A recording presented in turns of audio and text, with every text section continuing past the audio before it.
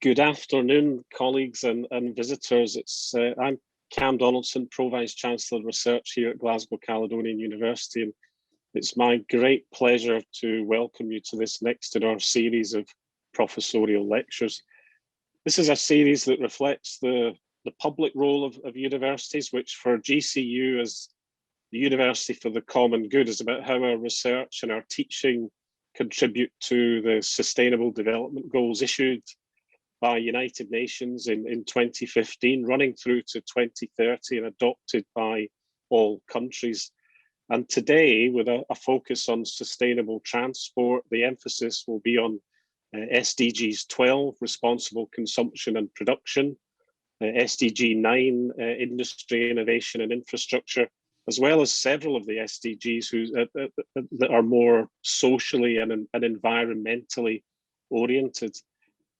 These professorial lectures also present an opportunity for recently promoted professors to showcase their previous work and their future plans to colleagues, other stakeholders, as well as to friends and family. And Babakalli has with him at home today his wife Fatima, daughter Zara, and son Mukhtar.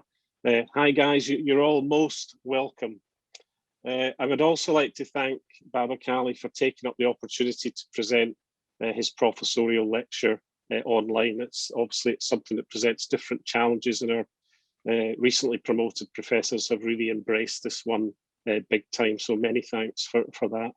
So to Babakalli himself, Babakalli Alkali was originally studied for a BSc in statistics at the University of Maiduguri in Nigeria, which he obtained in 1997 before moving to Salford University to study for an MSc and then PhD in operations research and applied statistics.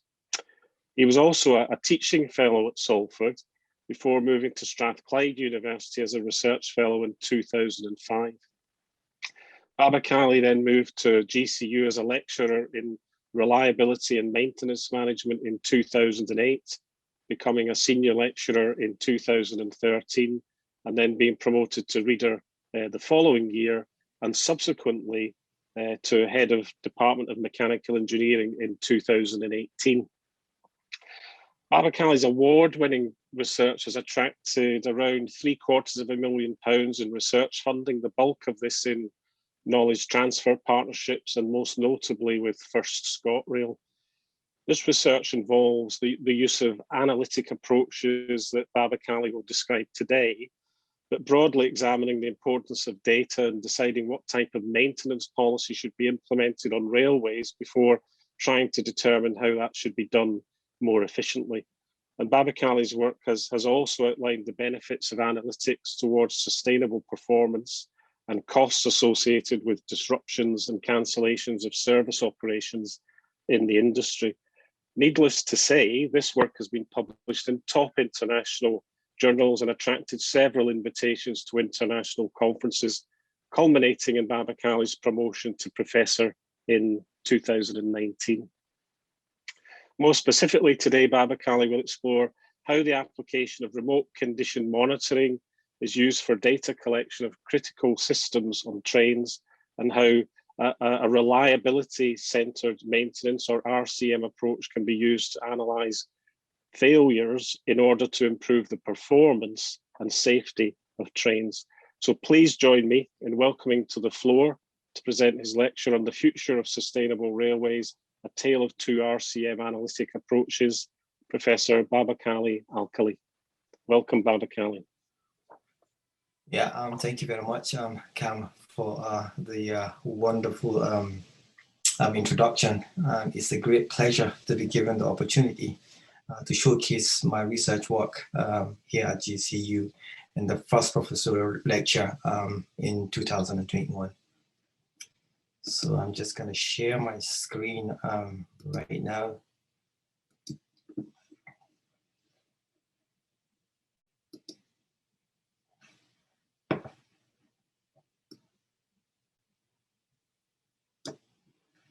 Can you all see my screen?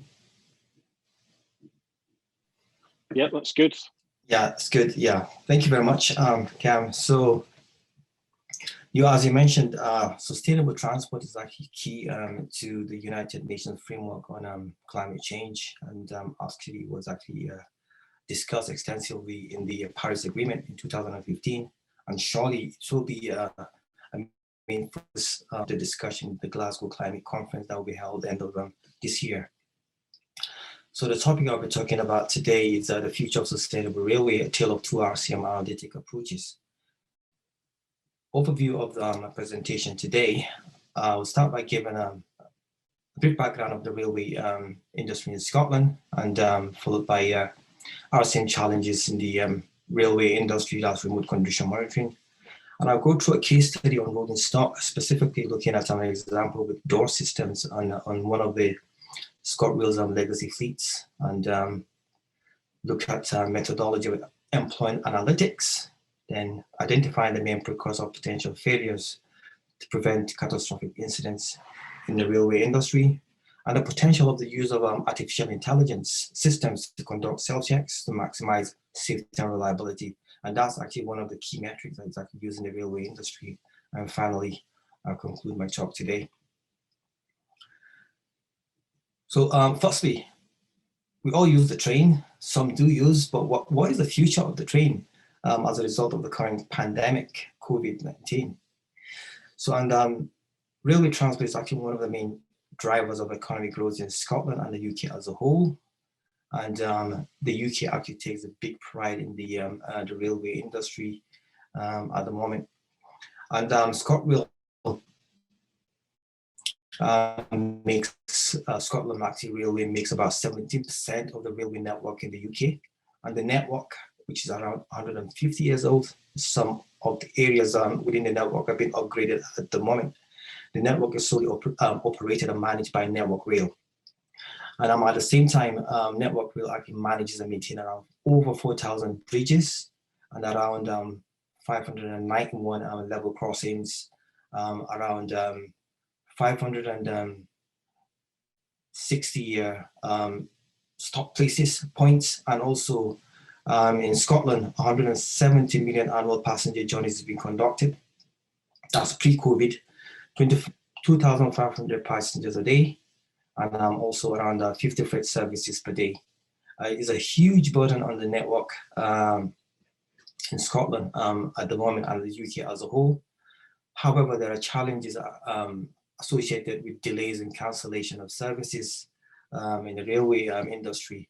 And that's actually one of the main areas that have been looked at carefully in the area of research and development. And Scottish Railway is actually funded by Transport Scotland. It's regulated by the Office of Rail and Road, and that's ORR, and Network Rail owns and operates the infrastructure. There are 5 train operating companies based in Scotland, and 5 freight operators in Scotland. And also the aspect of the safety, the railway safety standards actually looks at the safety associated to both the rolling stock as well as the infrastructure in Scotland, just to ensure that if there are any inquiry that has to be conducted as a result of health and safety associated with the critical systems associated with the railway industry, the railway safety standards ensure that everything has been taken into consideration. Looking at some of the data information, this is information I just got from Transport Scotland. Over the pandemic, there has been a 90% drop of service operations in the railway industry. When you look at the graph, actually from March 2020, this is the data from ScotRail passenger journeys. It's roughly around 1,900.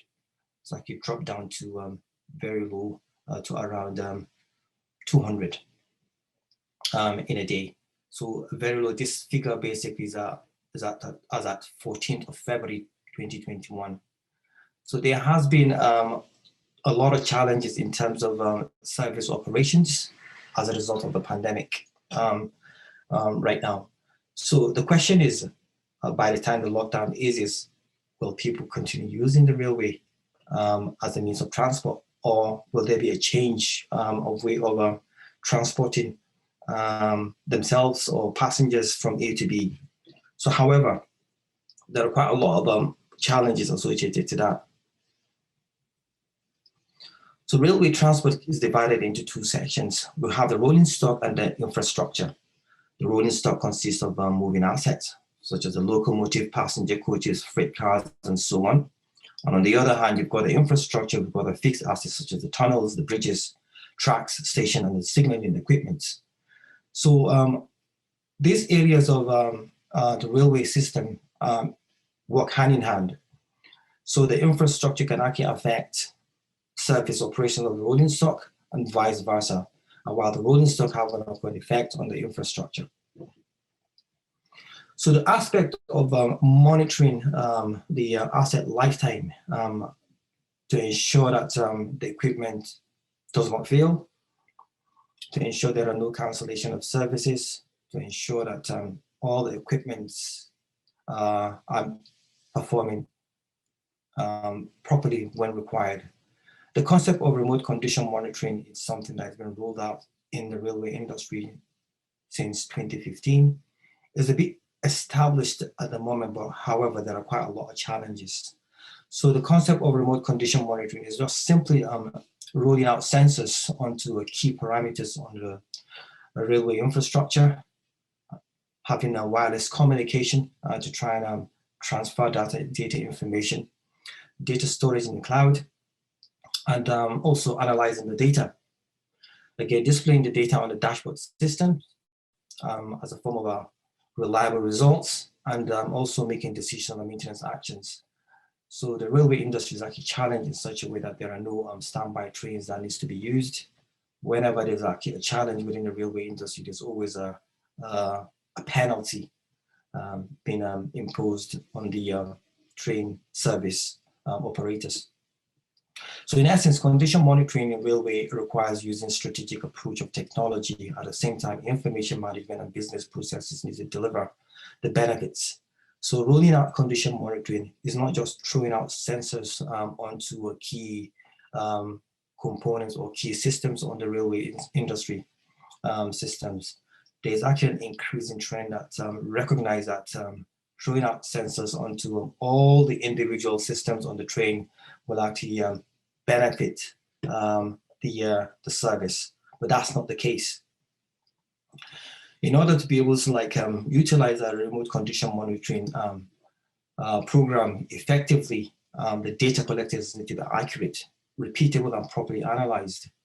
At the moment, there's a huge amount of data information that's been collected on both rolling stock and infrastructure. And again, collecting the data information depends on the level of understanding of the basic principles. One is to understand the principles that have to be used to analyze the data. And with that, there's need to have the skills as well as the experience. And above all that, there is need to have an adequate fit for purpose information systems that needs to be used for the analysis. And the concept of remote condition monitoring, as I said earlier on, there are challenges associated to that. So the challenges of remote condition monitoring been looked at over the years, and I've been doing this research on rolling out sensors as well as analyzing data. There's a huge amount of data in the railway industry right now. So the challenges is that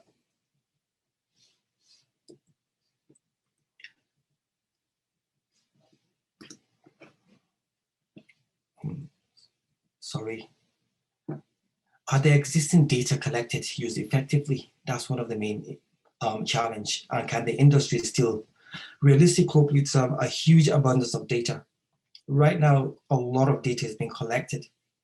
And does the industry have the enough capacity and capability to effectively sort out the data and prioritize work adequately, and also undertake the work required with all the other work streams progressing at the same time? So those are the main questions that are being asked. Does the culture of wanting to find problems and solve it to exist, or is it the culture of just constant firefighting to ensure that they actually identify a problem when it happens? Is there a mismatch of priority for those driving the change? and those most impacted by it, which is normally the frontline staff, and also on the other hand, the passengers will have a knock-on effect as a result of cancellation of service. Is there an expected solution, people-led or technology-led? That's the aspect of condition monitoring being put in place and the use of data analytics to try and ensure you make a prediction in what's going to happen. Is there an appreciation of sustainable investment that will continue to provide the benefit expected? So these are huge questions that needs to be answered.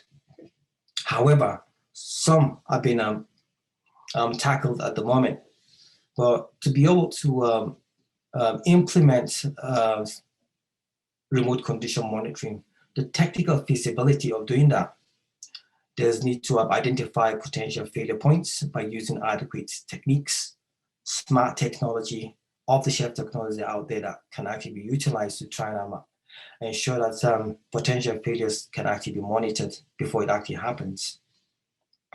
If the PF curve or the PF interval, that's the point in which the failure starts manifesting itself and the point in which the failure happens.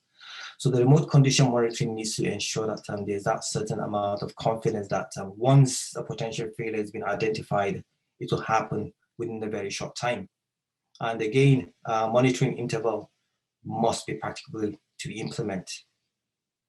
After detecting the potential failure point, the time left before failure must be sufficient to allow suitable maintenance. And again, rolling out maintenance staff to try and go out and do the work. It's a major problem, but routine maintenance is being conducted within the railway industry. Network Rail has got a plan right now called Intelligent Infrastructure, which intelligent infrastructure programs that actually roll out the condition monitoring on infrastructure. However, that has to be reviewed in a couple of years' time to try and see how the process can actually deliver benefits in the area of performance and long-term asset management strategy. And again, failures do occur, but what are the main causes of failure?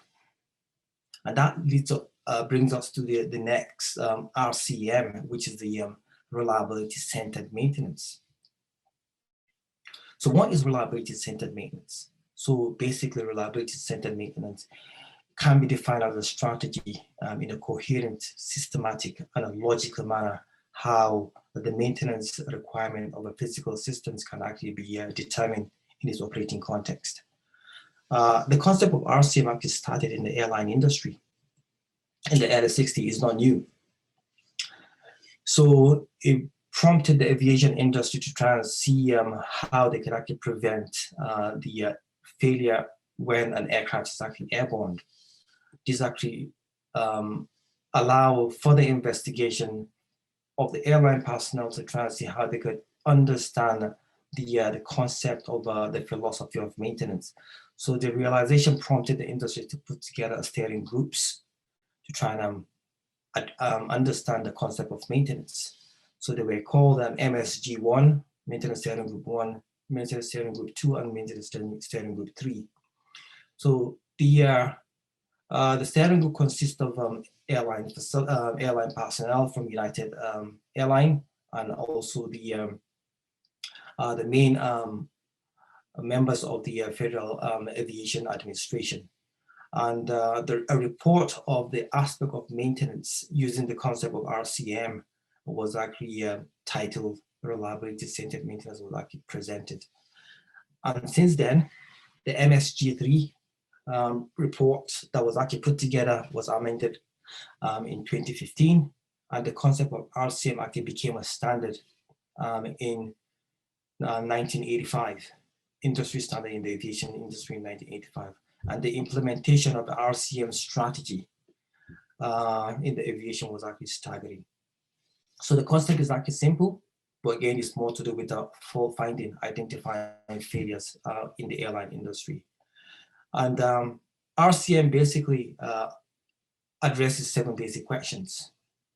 So by identifying the functions, in what way an equipment can actually fail, what causes it to fail, basic failure modes being identified, and what happens when it fails, that's the effect. And also, does it matter if it fails, looking at the consequences associated with the failure. Can anything be done to prevent the failure? Rolling out proactive tasks to ensure that we capture the different types of failure. What if we cannot prevent it, the failure?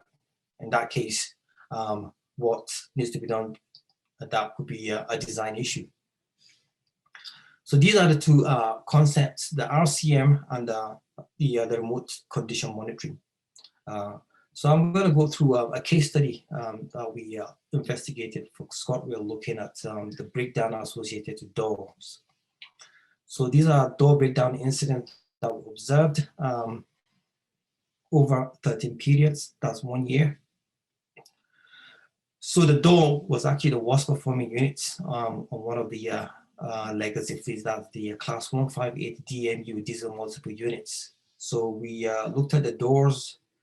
An overview of the door. Basically, the door is an external bipattern swing door per vehicle, 2 coaches.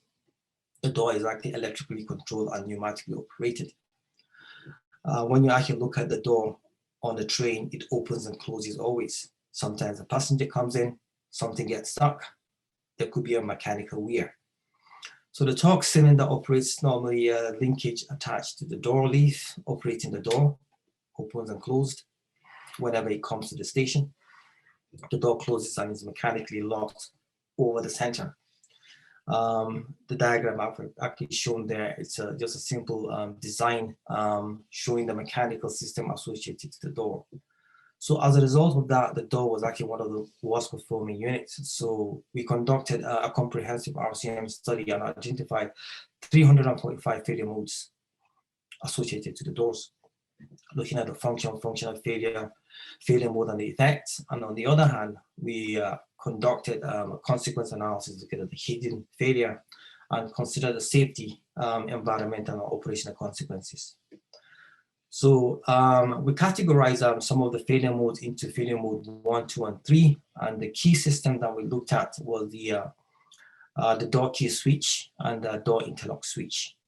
So basically, when you look at the data in table 2, the percentage technical incidents as well as the delays, as less maintenance has been conducted on the doors, the system tends to improve over time. So the door system is non-intrusive. Whenever the door is being maintained, it's prone to failure at a certain time. So with that bearing in mind, we had to roll out condition monitoring to try and see how the door can actually be monitored and less maintained, but on the other hand, to ensure that it's not in breach of the railway safety standard process. So we're conducting a simulation based on the data information associated to the door using a software called RCM Cost Availability Workbench, taking the historical data, mean time to failure, the cost of delays and cancellation, the current maintenance practices, tools, equipment and label, corrective maintenance times, performance and some safety targets.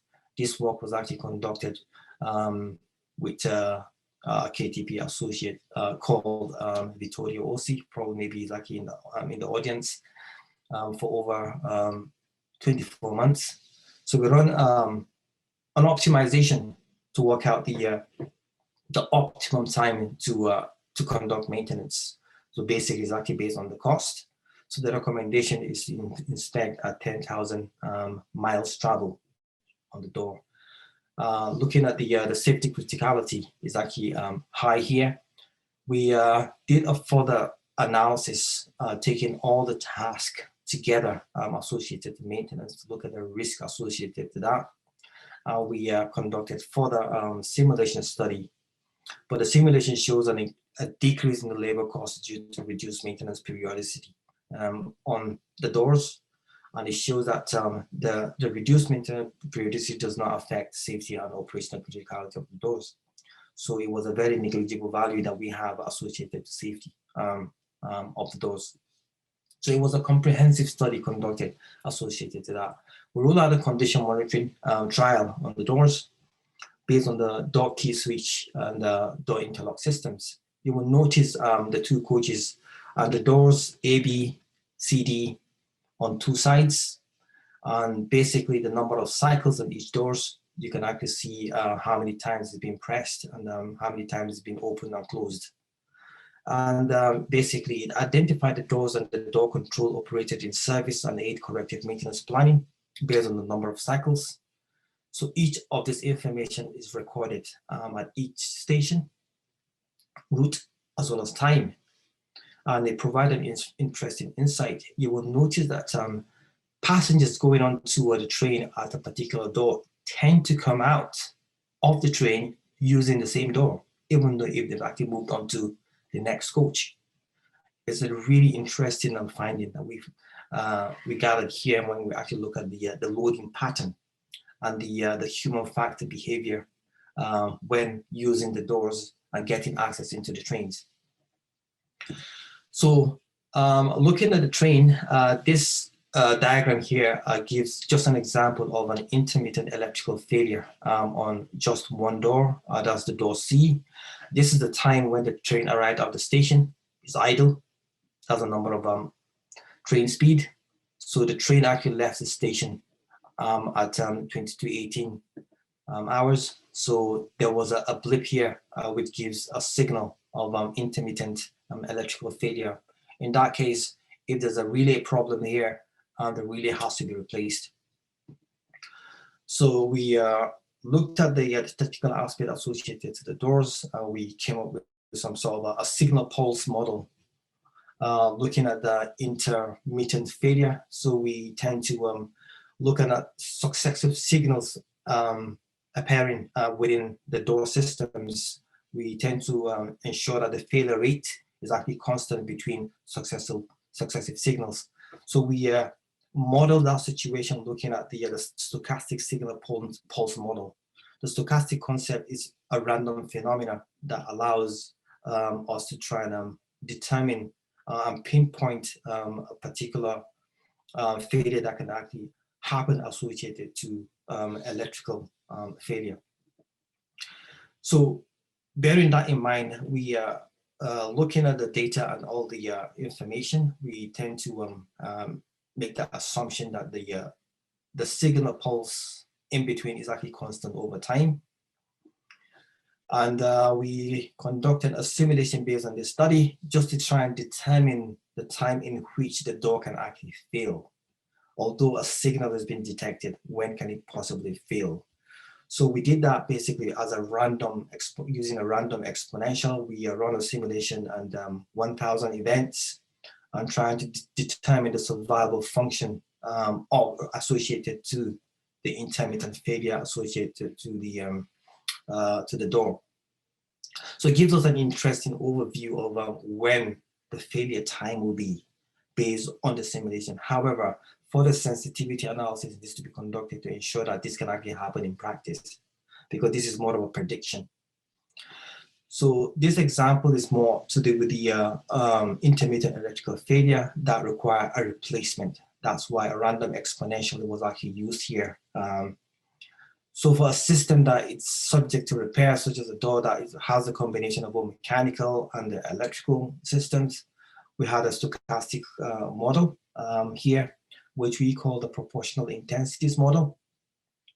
I'm not going to go through the equation here. We set up a baseline intensity function. At the same time, we've got a scaling factor that can actually determine when the equipment can actually fail. Here, those two functions that I've got a constant and a log linear. The constant is more subject to replacement of when an event occurs, such as the relay failure.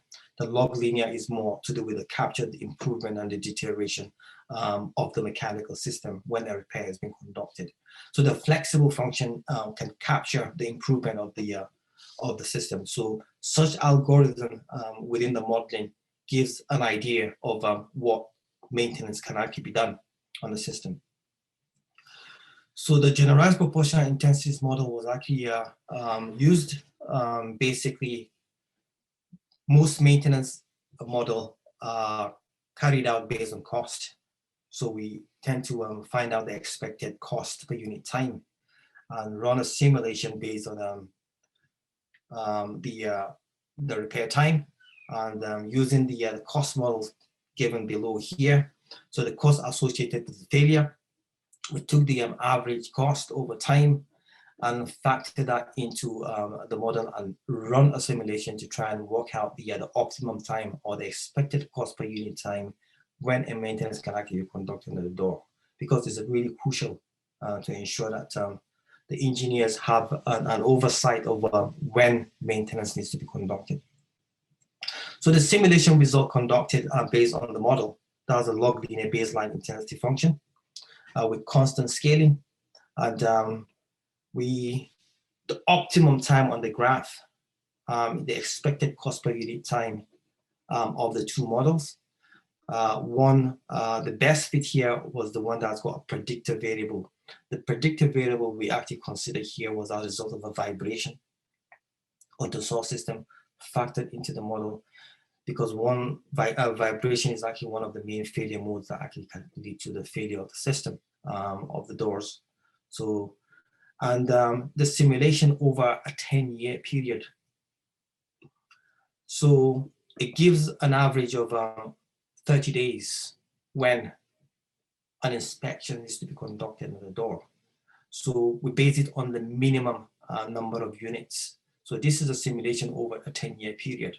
So the highlighted values here for both the model, the log linear model and the log linear model with a predictor variable. So it gives us the best time in which an inspection can actually be conducted. So it gives the engineer an oversight. So the forecast here gives the engineer an idea of when to plan and make all the information available to the maintenance crew.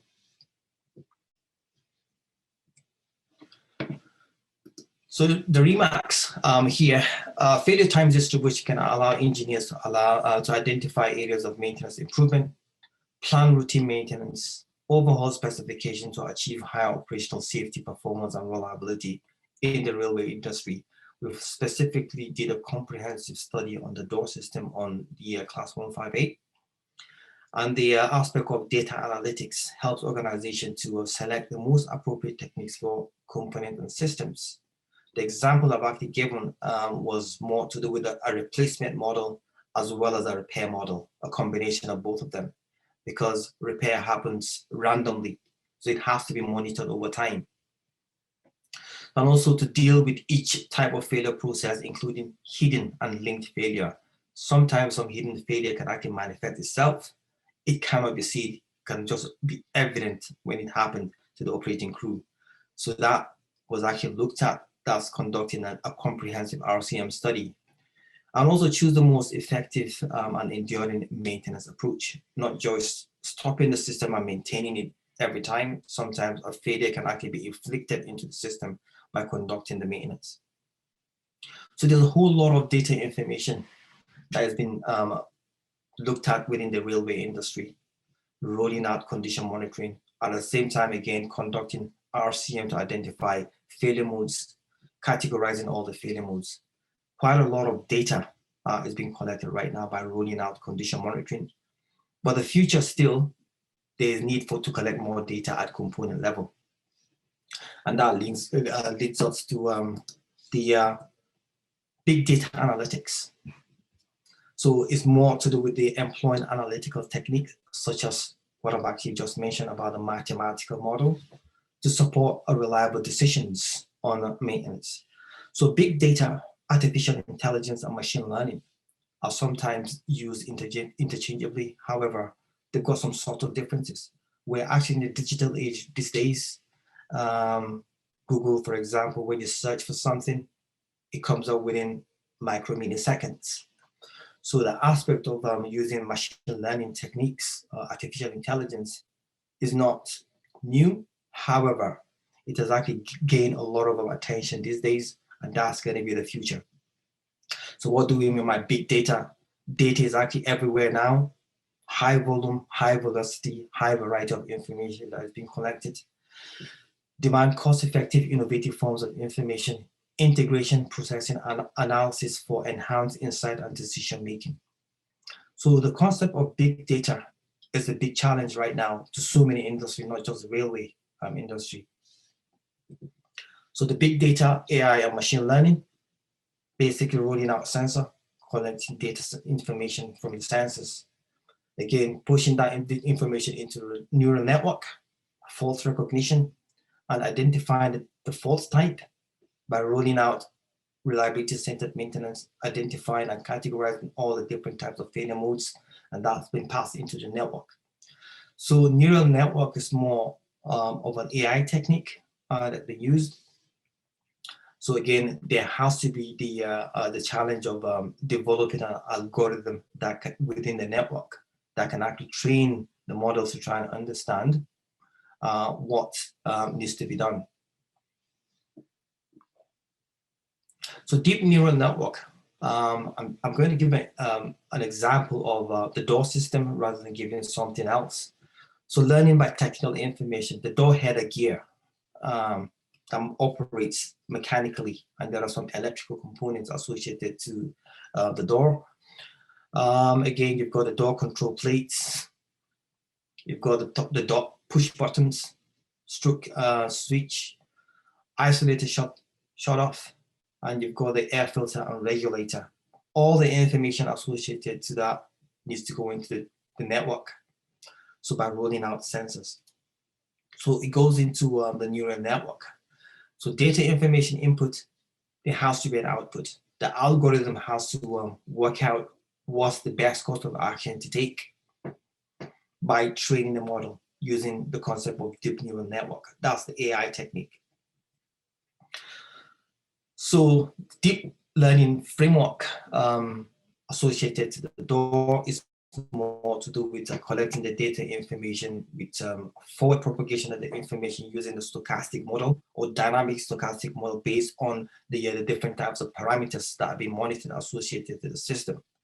At the end, you want to try and get a result that is adequate that can be used to support decision making.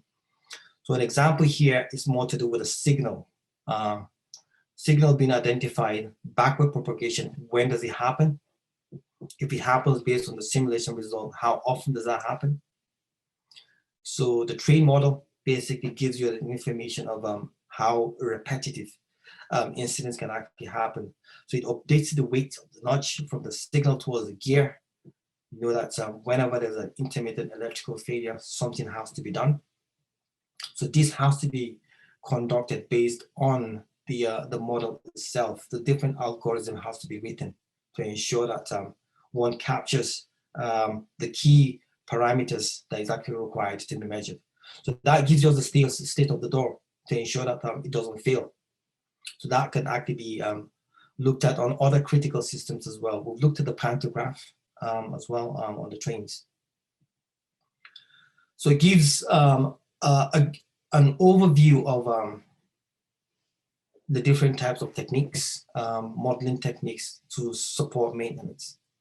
So in conclusion, so the primary goal of adopting predictive maintenance model using remote condition monitoring data information and fitting a stochastic model such as the generalized proportional intensity model to data is to help enhance reliability improvement. That's just the end goal. And the study and result presented highlight critical systems PM intervals, PM times that can allow engineers to identify maintenance improvement to achieve higher operational safety, performance, as well as reliability. So it is important that data is being utilized effectively in the railway industry, and also conducting RCM study to identify all the potential faults that can actually happen on the system, not just rolling out RCM or remote condition monitoring, throwing out sensor without making a business case. There are abundance of data based on the question I've actually asked earlier on. How are this data being used? Are they being used effectively? So to have a sustainable railway,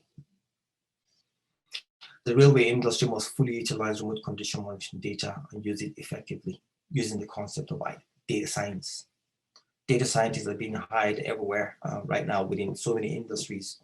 So they have to understand, have the skills of understanding the concept of analyzing the data. You need to have the analytical mindset. So again, using deep neural network AI coupled with a reliability modeling towards maintenance optimization. One has to optimize the maintenance, not having a standard model and write an algorithm that could be used within an AI framework to try and come up with an output. Sometimes some of the result may be misleading. Data visualization using 3D virtual reality and digital twin. That's an area that has been looked at the moment. Some railway companies are actually looking at the aspect of virtual reality as well as digital twin. Simulation of model algorithm to predict the time to failure.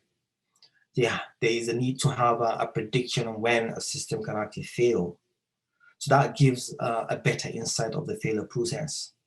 So, and the concept of maintenance analytics, and also the use of industrial Internet of Things, that's IoT, having a well-structured IoT architecture, as well as Industry 4.0. That's an area that needs to be considered. And one big area that is looked at, it's decarbonization. That's a different area of study in the railway industry.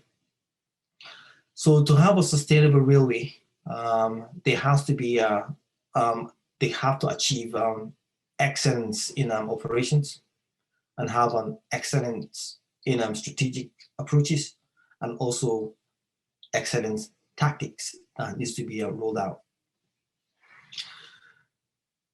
So I've got a 3D animation here that I'm going to show that was developed by some students under my supervision with some colleagues. So these students came up with a 3D animation of class 1.5 with DMU. This was actually presented to ScotRail as a training.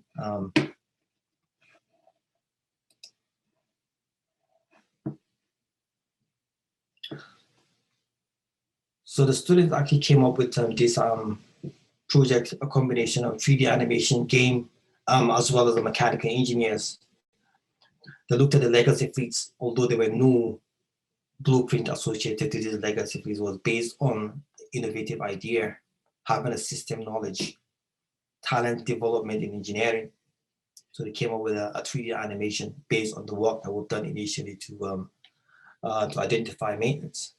An explosion of view of train components, a 3D dimension, and how it can be used to support dark, dirty, and difficult maintenance tasks on the train.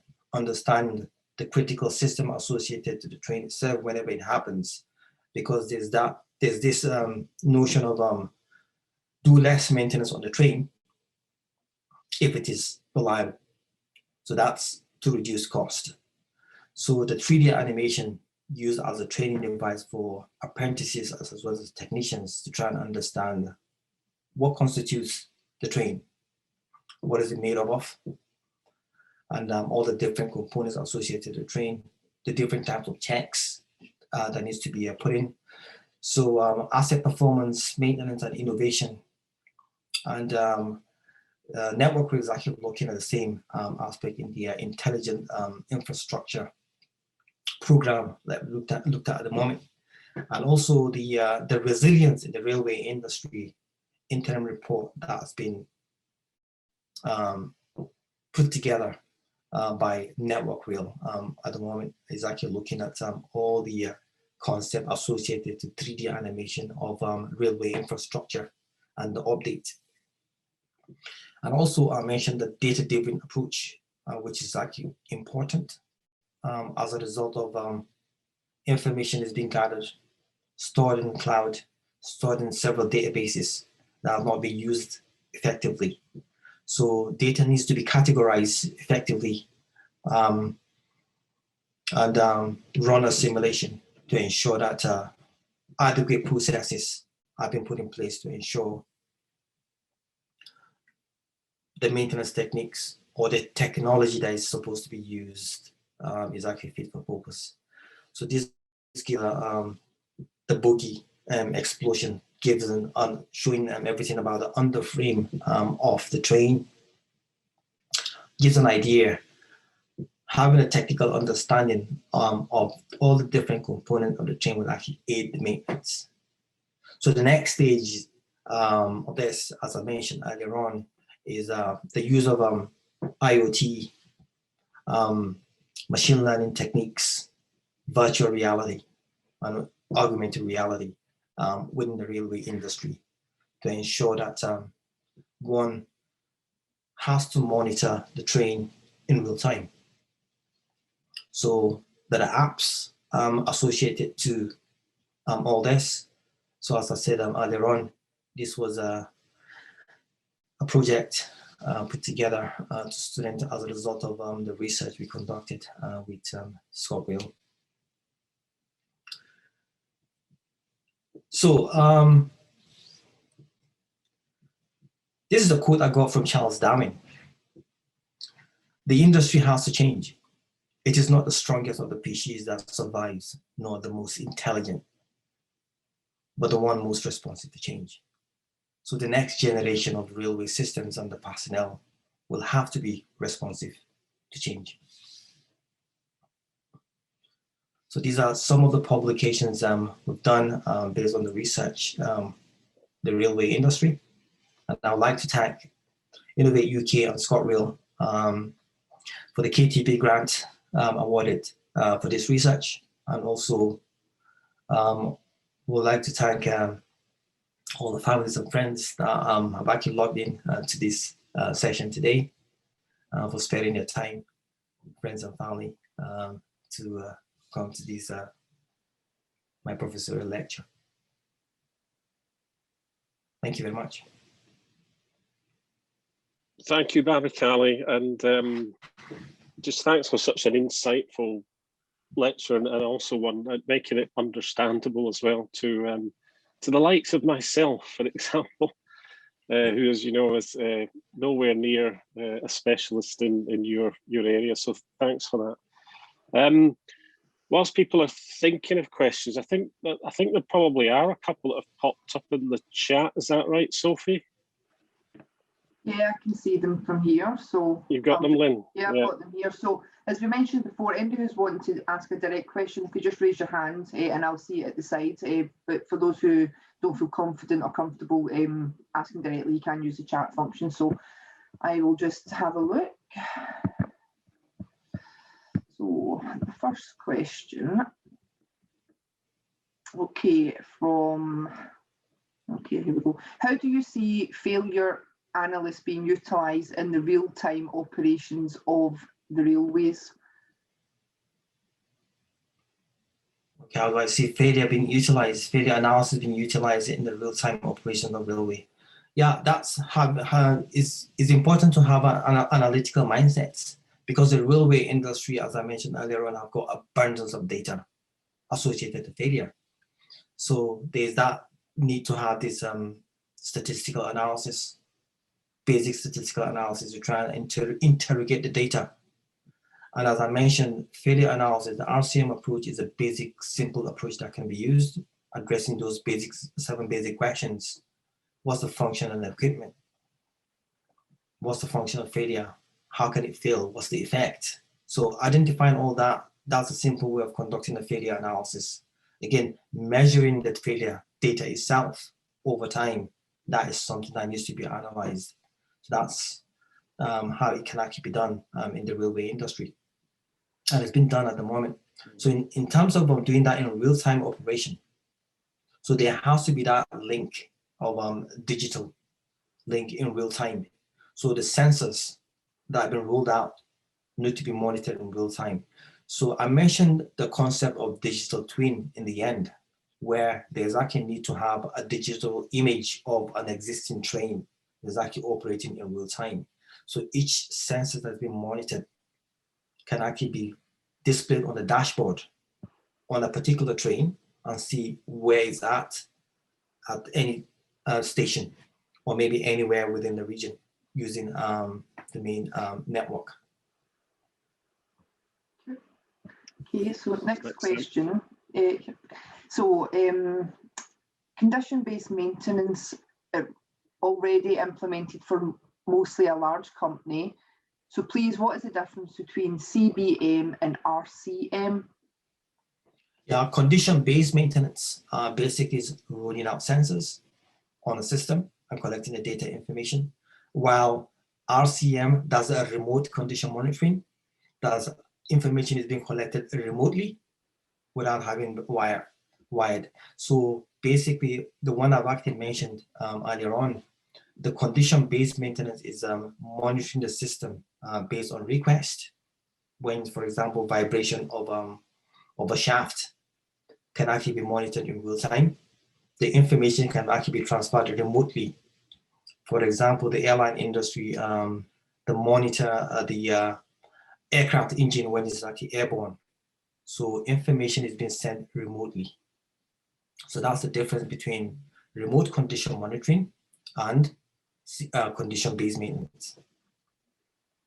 Thank you. So on to the next question. One of the big problems with rail is that general reliability data problems are not fed back to the manufacturers. So the manufacturers don't have the opportunity to use information to improve their products. Do you see RCM as being a joint operator stroke manufacturer activity? Yes. Yeah, I see that as a joint operator manufacturer activity. The reason why I'm actually saying is because the study we conducted looking at the door systems, we couldn't find all the failure because we have to look at the failure manual. And we have to call one of the main companies that actually supply the avionics, the monitoring channels on the train, the monitor the parameter into the study. So we ended up actually finding out that some of the maintenance tasks we identified from the study was not in the maintenance manual. So yes, there's that link to have the operator and manufacturer have that linked activity. But there are actually challenges associated to that because the manufacturer or the original equipment manufacturer tend to have the blueprint of the product, and which is actually under warranty. So there's that aspect of warranty maintenance. So they tend to give it to the operator. The operator needs to try and take charge and see what they can do if they've got the skills and the know-how to do the maintenance or to improve the product. I've actually got two people who want to ask a direct question, so I'll quickly go to Emad. Okay. If you want to unmute yourself and just ask your question, please. Thanks very much. Thank you, Babakalli, for this interesting lecture. Probably I may know part of the answer to my question, considering that we kind of had the office next to each other. So from your ScotRail KTB project, can you identify or quantify the benefit that ScotRail had gone through after the end of the project? They save money, they know change their strategical kind of approach or something like that?